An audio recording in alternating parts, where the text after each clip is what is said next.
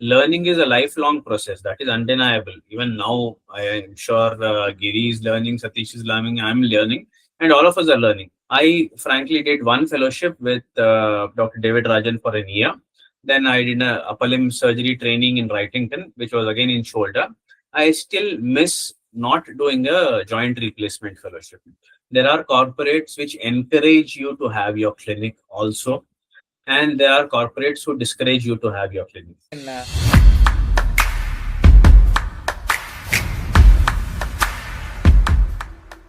Welcome back to another podcast of the Brew with Bones. Today we are talking about something every young orthopedician secretly struggles with, but almost nobody openly discusses. How to build your own practice, your own patient base, and your own identity, all while keeping your sanity, family, and your future intact. And to explore this, we have someone who has actually lived this journey the right way, Dr. Vinay Kumarasamy.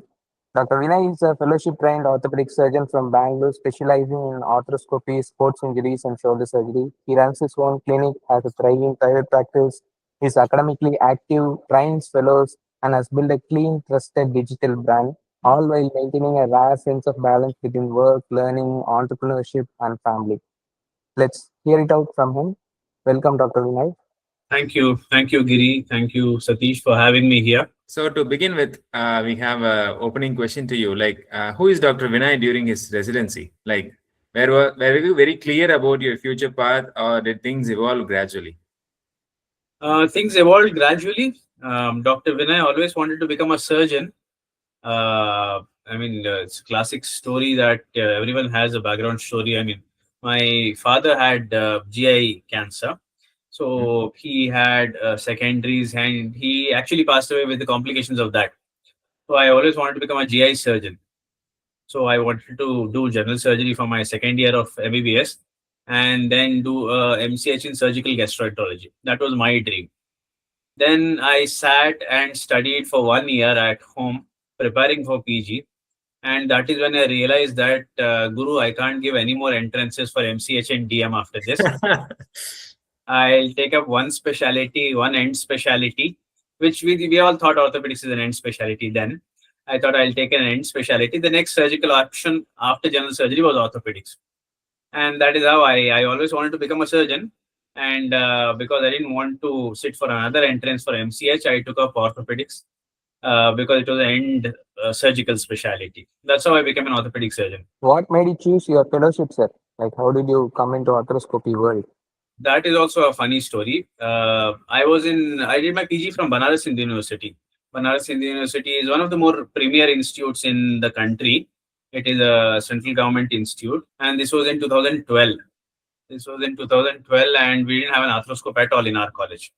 I thought arthroscopy is an extremely niche specialty, and no one ever does that, because if BHU doesn't have arthroscopy, then I guess arthroscopy must be very difficult, and there will be very few people doing arthroscopy. Then once I finished my PG and then came to Bangalore, and I joined as a registrar in one of the hospitals, Apollo Bannerghatta. There I saw in private practice, everyone's doing arthroscopy, almost. And it's only that our college didn't have an arthroscope at that time. However, I was always into sports. I was in my college cricket team. I enjoyed running. I used to do half marathons at those times. I am a full marathoner now. So sports is something which always appealed to me. And arthroscopy is also something which appealed to me because it deals with a lot of sports people. We try to get people back into their game and back onto the field. And my background of training, where I didn't see much arthroscopy, so I wanted to learn arthroscopy, and I want to help sports people, and I want to interact with them. That's why I took up arthroscopy as my area of specialty. Okay, sir. There are two contrasting views when you get into these fellowships. So some say that get trained as much as you can, then set up your practice. While the others say enter into practice as early as possible, then get trained. What is your views on that? My opinion is you get trained properly, finish your education, and then get into practice.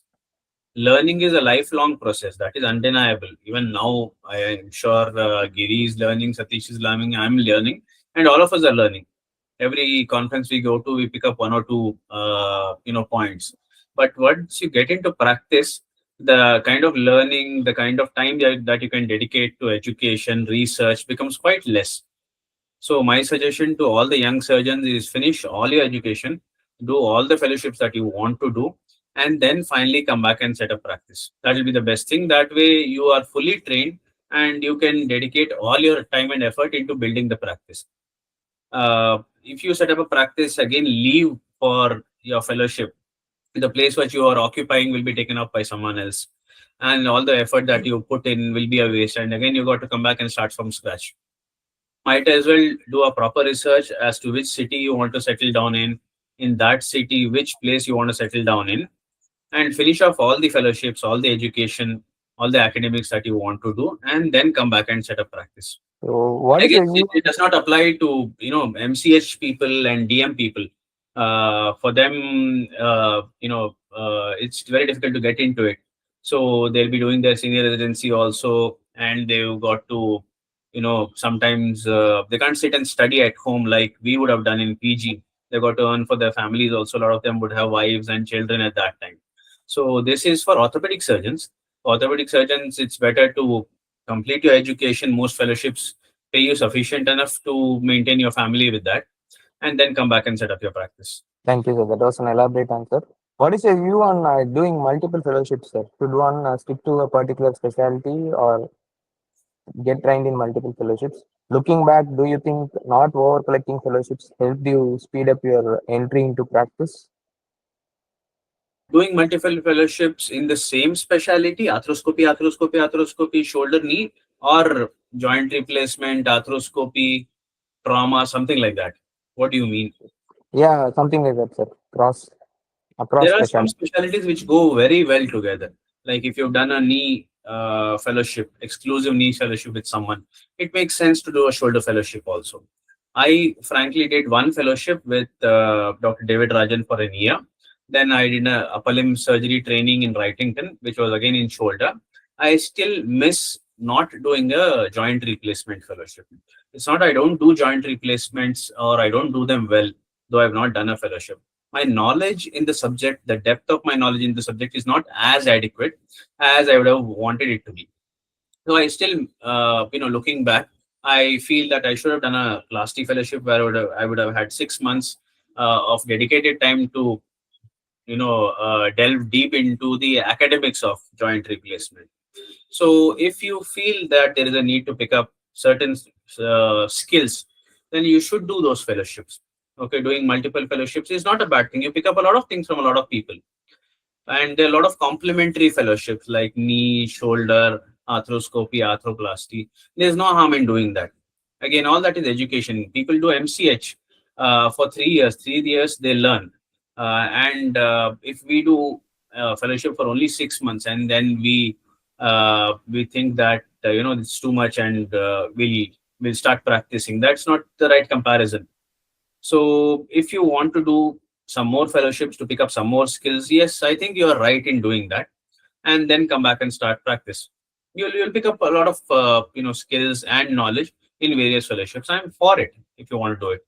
If they're complementary specialties, I mean, you can't do a scopy fellowship and then a spine fellowship. That doesn't make much sense. Okay, sir. Thank you for that clarity. So you started in a teaching hospital environment. So how did that shape your clinical and surgical style?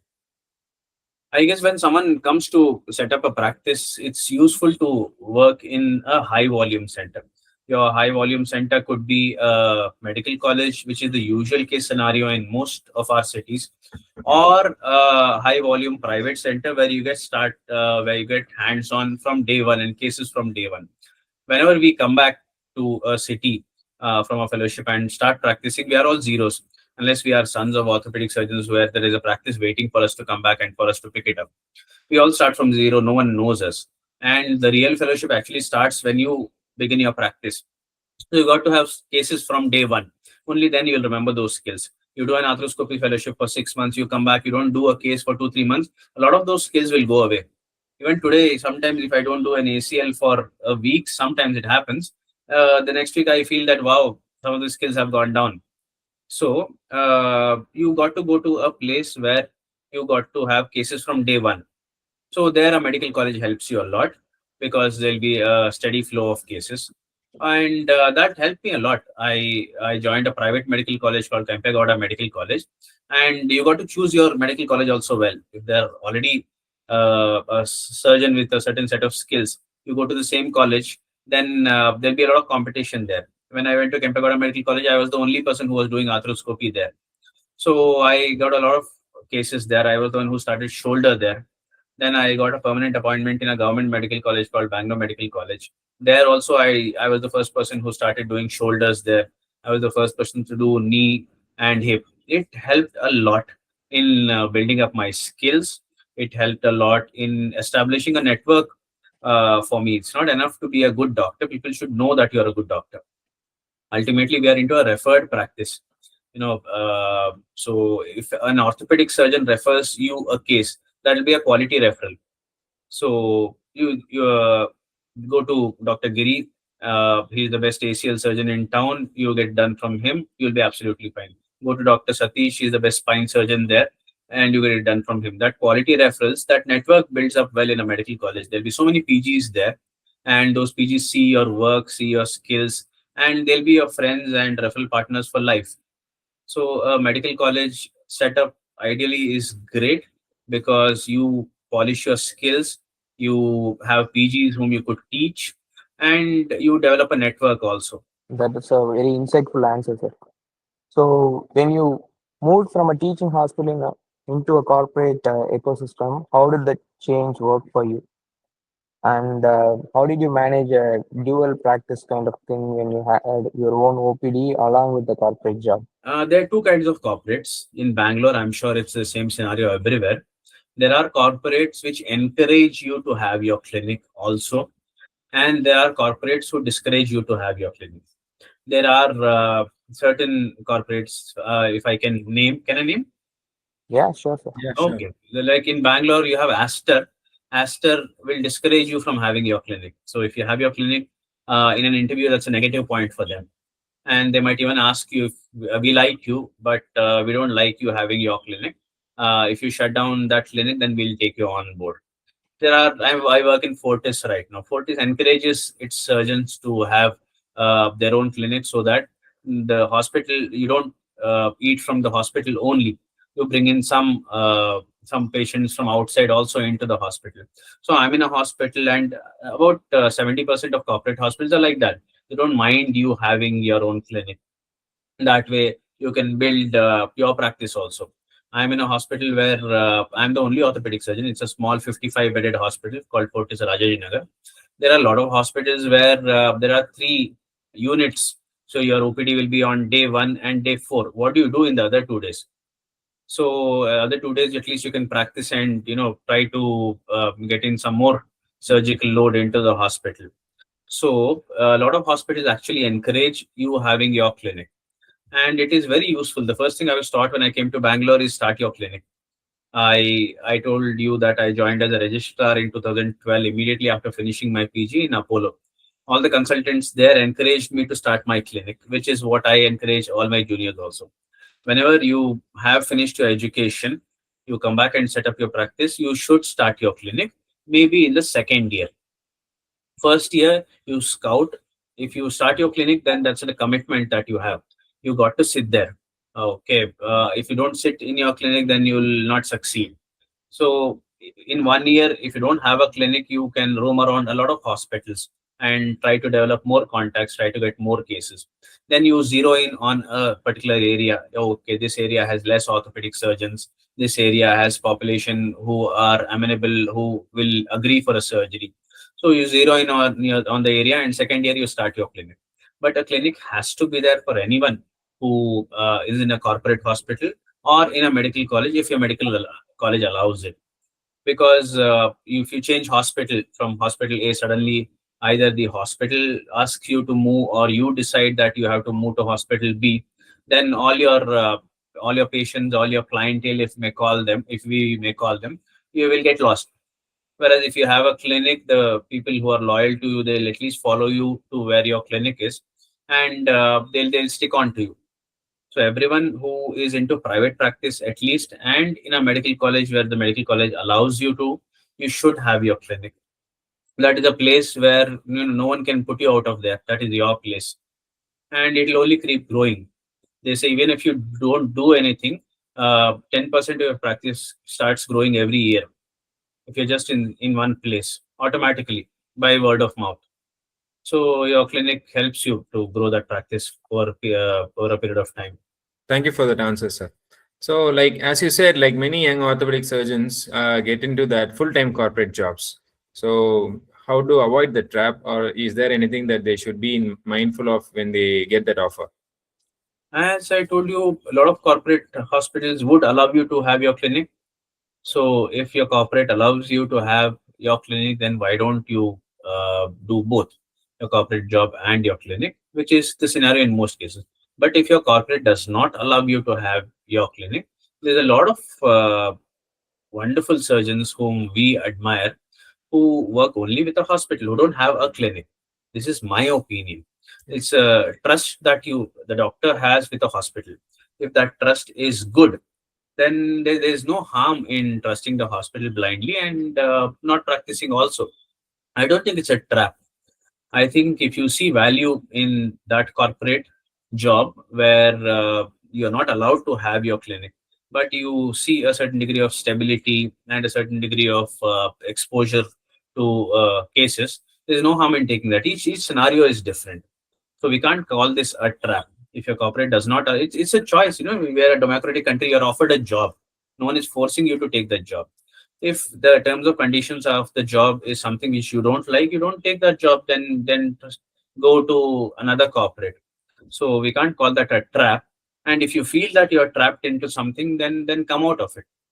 If you feel that it is hurting your long-term progress, the ex hospital is not allowing you to grow, then you should quit that job and try to join a hospital where you see a long-term growth. So, how long did it take for you to gain a loyal patient flow? And how did you manage that lean pace where you sit in the clinic and you don't get regular patients? The general dictum for we are accepted or not businessmen. We open our clinic, which is an investment. We look for a return on investment.